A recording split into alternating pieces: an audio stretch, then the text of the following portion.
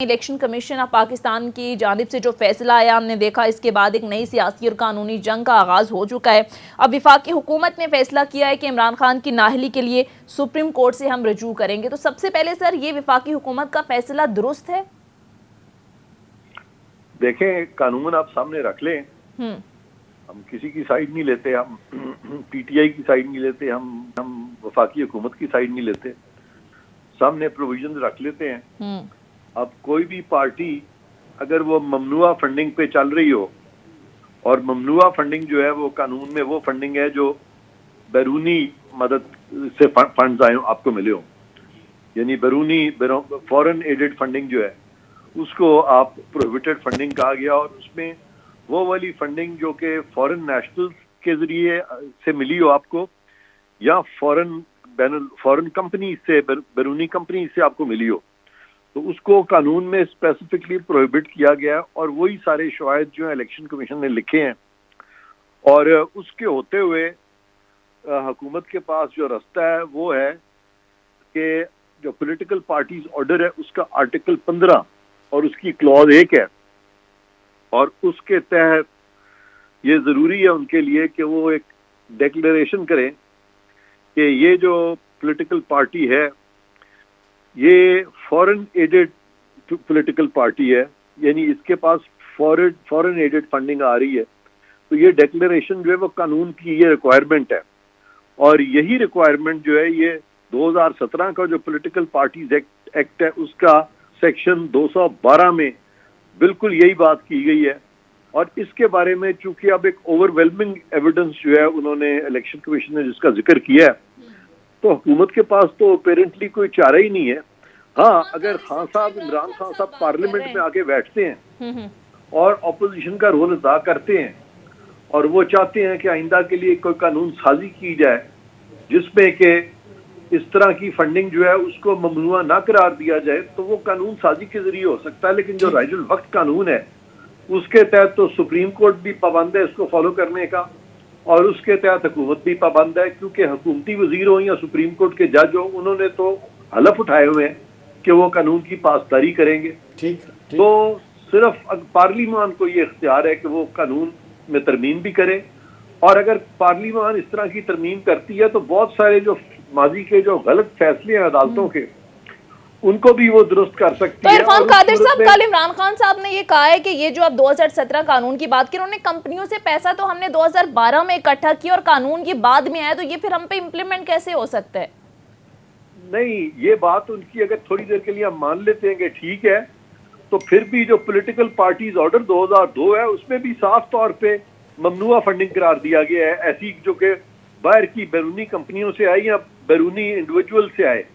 वो जो राइजुल वक्त कानून उससे पहले था, पॉलिटिकल पार्टीज ऑर्डर 2002, उसमें भी ये ममनुआ फंडिंग है। सो इमरान खान साहब की ये बात जो है कानूनी तौर पर बिल्कुल गलत है। चलें, ठीक है। इरफान साहब, एहतशाम बोलना। इरफान साहब, 2-3 चीजें मेरे दिमाग में आ रही हैं। एक तो दुआएं, आपकी बहुत अरसे से मुलाकात नहीं हुई। एक तो ये इरफान साहब के माशाल्लाह आप कानून को समझते भी हैं, नामवर वकील भी हैं, जज भी हाई कोर्ट के रहे हैं, बहुत सारे हवालों से आपकी बड़ी अहमियत भी है। 2-3 चीज़ें हैं। एक तो प्योर लॉ पॉइंट से मैं एक चीज़ पूछना चाहता हूँ। कहा जाता है कि जब किसी फैसले में एक छोटा सा भी सुकम आ जाए तो मामला जो है ना हायर कोर्ट से उठा के फेंक दिया जाता है।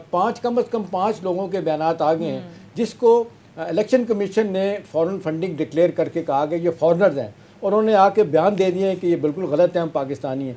आप नहीं समझते कि ये भी एक बड़ी जल्दबाजी में फैसला तैयार करके भेजा गया, और इलेक्शन कमीशन को तो कम से कम देखना चाहिए था कि कौन कौन है, ये इसी हुई झू करके देखना चाहिए था कि अब लोग आके कह रहे हैं हम पाकिस्तानी हैं, हमें बाहर के खाते में डाला हुआ आपने।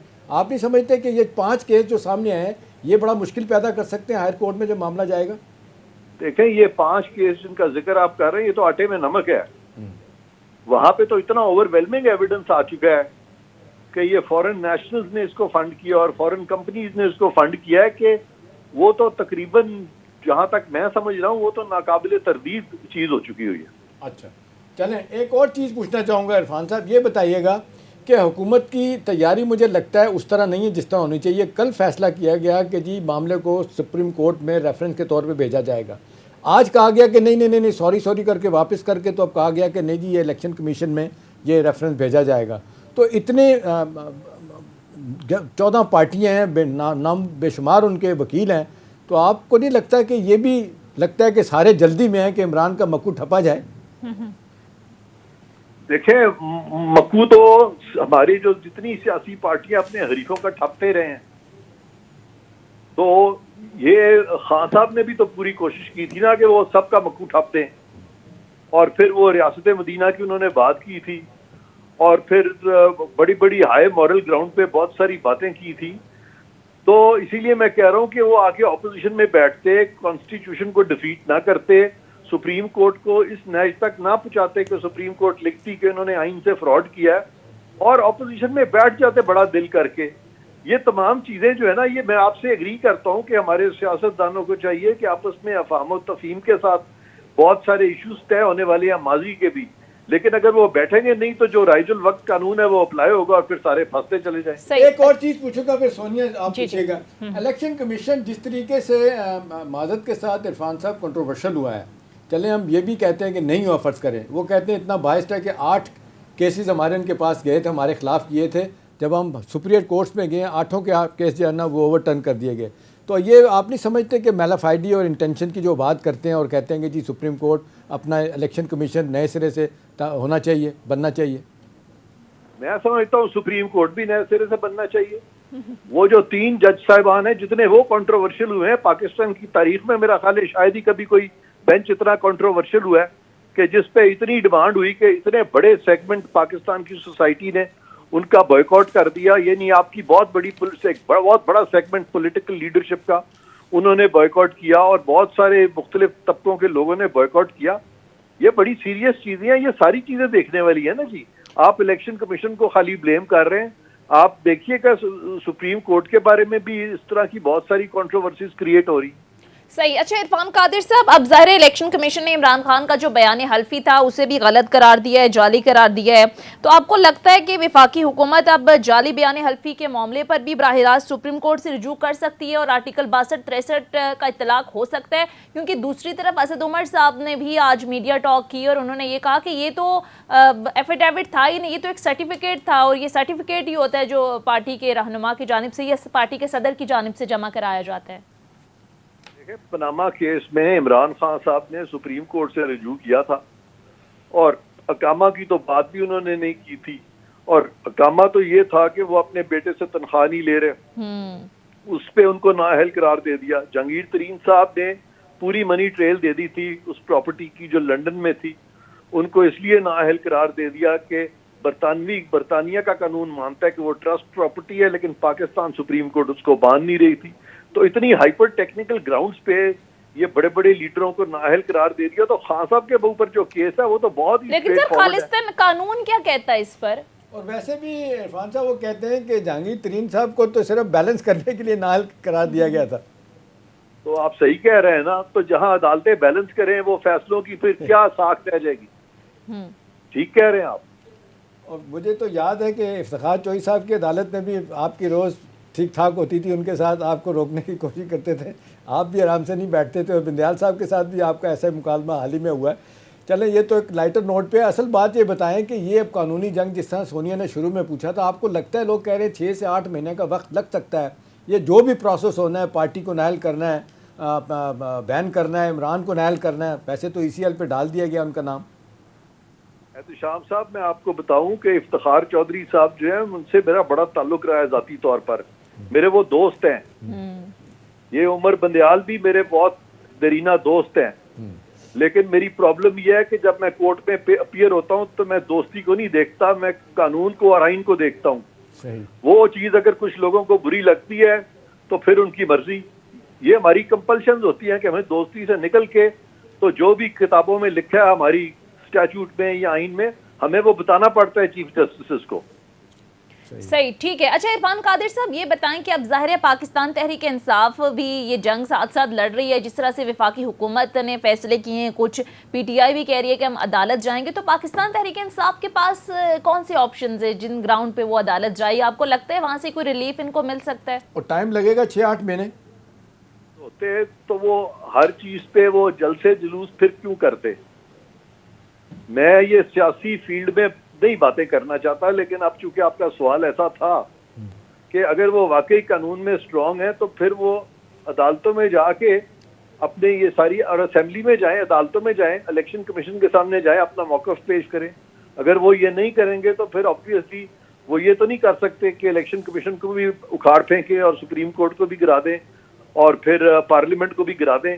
अगर वो इस तरफ जाना चाहते हैं तो फिर तो वो एनार्की फैलाएंगे।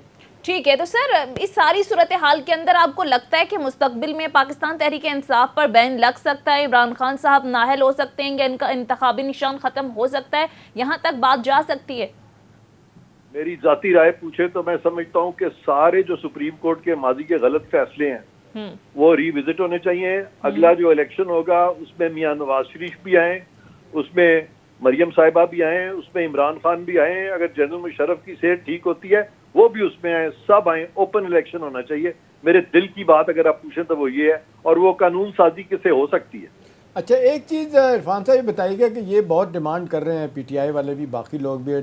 हाई कोर्ट ने भी कहा था केसेस तीनों के एक साथ सुने जाएं। स्क्रूटनी कमेटी 2018 में बनी थी, सारे केसेस फाइनल हुए थे। 10 कहा जाता है PMLN ने छुपाए थे केसेस, 11 और 10 छुपाए थे पीपल्स पार्टी ने। तो आप नहीं समझते कि भाई ठीक है, गलत या सही जो भी है, अब ये अगर 8 साल इसको लगे हैं, शायद खान अब्बासी कहते हैं जी हमें भी 8 साल का वक्फा दिया जाए, उसके बाद हमारा फैसला हो। तो इनडायरेक्टली तो वो मान रहे हैं ना कहीं उन्होंने भी गड़बड़ की है जो कह रहे हैं 8 साल तक रहना चाहिए। मैं तो आपको ये नहीं कह रहा किसने गड़बड़ की है किसने नहीं की। मैं तो हमेशा से कह रहा हूँ रिकंसिलिएशन होनी चाहिए, आज से 10-12 साल से कह रहा हूँ। लेकिन उसी रिकंसिलिएशन के खिलाफ पॉइंट स्कोरिंग की जाती है, पॉलिटिकल पॉइंट स्कोरिंग। सारे ही कहते हैं जी NRO भी बुरा है, रिकंसिलिएशन भी बुरी है। तो रिकंसिलिएशन जब तक आप नहीं करेंगे, और जो कि जब रियासत मदीना की बात करते हैं तो रियासत मदीना तो रिकंसिलिएशन के बगैर नहीं थी। वहां तो नबी करीम ने बड़े बड़े मुआहदे किए थे और अपनी अनाज जो है उसको आड़े नहीं आने दिया था।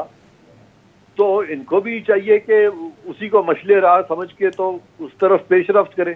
और ये आपकी बात में बड़ा वजन है इरफान साहब, वाकई यही सही बात है। जब इमरान खान साहब ये कहते हैं कि मैं अलकायदा से बात कर सकता हूँ, TTP से कर सकता हूँ, मैं अपना क्या कहते हैं BLA से कर सकता हूँ, दहशत गर्दों से कर सकता हूँ, इनके साथ नहीं करूँगा, तो लोग इस बात को भी अजीब समझते हैं कि ये क्या पैथोलॉजिकल हेट्रेड है। जैसे आप जीत के इलेक्शन आए इसी तरह वो आए, जब तक साबित नहीं होता अदालतों से वो इनोसेंट है, ठीक है, इल्ज़ामात उन पे हैं।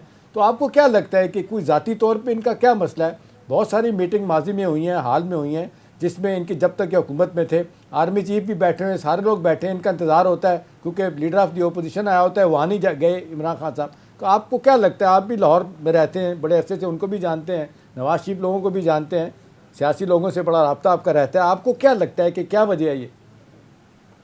इंसिडेंटली मेरा सियासी लोगों से बहुत रब्ता नहीं रहता, बल्कि मैं आप लोगों के चैनल्स के प्रोग्राम्स देख के तो सियासत से मुझे शनासाई होती है। अच्छा। और सियासी लोग तो जब उनको कभी जरूरत पड़ती है, कोई कानूनी उनसे उन्होंने कोई मशवरा करना होता है तो मुझसे कानून की हद तक करते हैं।